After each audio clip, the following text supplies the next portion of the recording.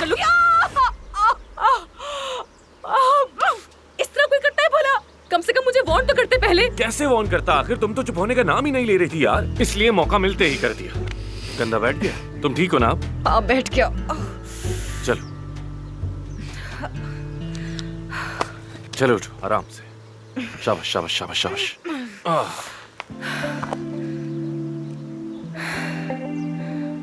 तुम्हारे बालों में पत्ते लगे हुए हैं।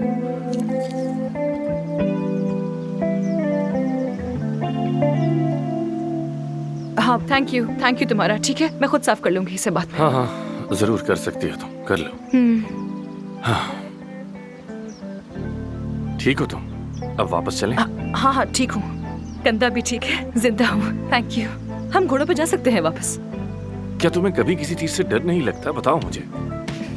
हम घोड़ों पर नहीं बल्कि पैदल जाएंगे। अभी घोड़े बांध रहा हूँ, बाद में आकर हम ले जाएंगे। समझ आ गई? अच्छा ठीक है।